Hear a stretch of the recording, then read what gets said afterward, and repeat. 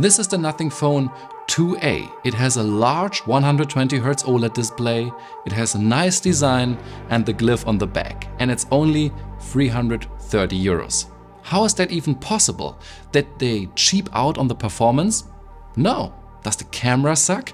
Actually, no. So how was this possible? Nothing did not cheap out on the packaging. It's pretty cool and it contains the coolest USB-C cable I know of. There's also a screen protector pre-installed, but then you hold the Nothing Phone 2A in your hand for the first time and you immediately notice where the savings were made. Everything is made out of plastic. The frame, the back and even the buttons. But it's not the kind of plastic that feels like metal or glass. It's the kind of plastic that clearly feels like plastic. It reminds me of a cheap case. And at first it bothered me, but then after 3 weeks it grew on me and I got used to it. And to be honest, most people put on a case anyway and plastic can't crack. But there's one thing I can't stop thinking about, and that is when this thing is plastic, why isn't it a unibody plastic with transparent sides as well? I think that would be insane. For Nothing, however, the plastic had another advantage. According to their own statement, they were able to make the design of the Phone 2A like they wanted with the Phone 1, with the cameras in the middle. They almost sit flat on a small bump, which protects them a little bit better and the device no longer wobbles on a table. I think the whole thing looks pretty cool, like two eyes, and the round thing around them is like the head and the winding cable down there is the stomach. A bit like a friendly robot, and I like this playful character. Because the back is transparent, you can see a bit of technology and screws, but also 3 LED strips. They flash when you get a call or a message, but you can also use them as a flashlight, and the upper arc shows the volume, for example, or when an Uber driver arrives, or how long a timer will last. You can set up the right hand strip to light up when a certain app has a new message. For me this is WhatsApp, and I think it's really practical. The device is not completely waterproof, but it is splash resistant, and the display is the highlight on the Nothing Phone 2A. It is 6.7 inch in size, does have OLED technology and 120Hz. It can go down to 30Hz to save on power, and the brightness is maxed out at 1300 nits. HDR videos look great. This display is way too good for the price. The display on the iPhone 15 Plus is also 6.7 inch, but does not have 120Hz. So there's no excuse at all for Apple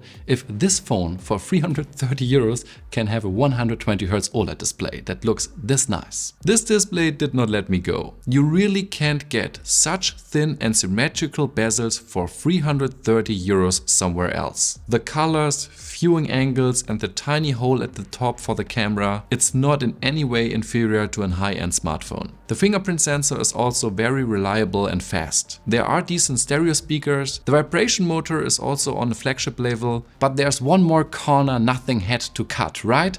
And that's the processor. Yeah, you're not wrong. It's a MediaTek 7200 Pro, but actually it's a 4nm chip, so just like on the high-end phones, and it's faster than on Phone 1 and more energy efficient. There is now more cooling and the performance is usually fast and smooth in everyday use. Most of the time I don't even notice that this is not running the latest high-end chip. But there are some very brief times where there are stutters or loading times are a little bit longer than what I'm used to, but I am used to high-end smartphones. I think this level is very good. Like all the other smartphones I review, I put in my private SIM card and I never had one day where I was sad that I did so. So the processor is not really a problem, and there are 3 years of software and 4 years of security updates. So that's quite a lot. The software is a highlight on this device. One of the biggest reasons why you buy it. It is almost pure Android, but there are some design elements made by Nothing. The fonts, the cool widgets and the custom apps. This monochrome aesthetic may not appeal to everyone,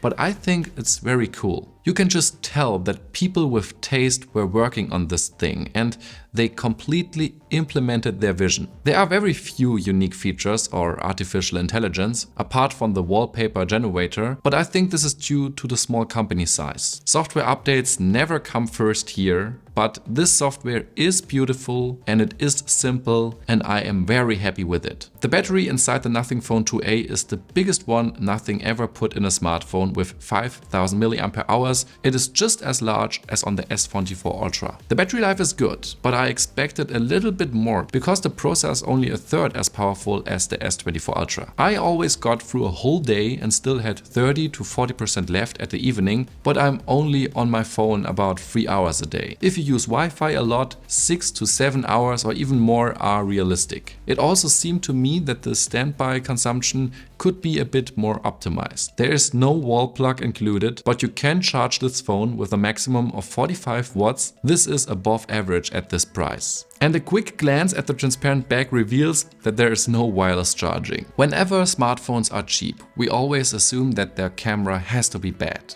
But this is a different story. There are two 50 megapixel sensors, one with a normal field of view and one with an ultra wide angle. To be honest, I was more than pleasantly surprised. The colors, the contrast, the sharpness, everything is very natural and just as I hoped for. Normally, photos from cheap smartphones look kind of pale and dead, but the same can't be said here. The Nothing Phone 2 and 2a look almost identical and one of them is twice as expensive. I took a lot of photos and none of them turned out really bad. The ultra wide angle is a bit more blurry and noisier than the main camera, but that's almost always the case. There's no optical zoom, but I think 2x magnification looks just great, and the selfies are even better in my opinion than from the €1,000 more expensive iPhone 15 Pro. So my conclusion about the camera is, it's really good. Nothing doesn't even need to be afraid of the Pixel A series, which is their biggest competition. And here's my final conclusion.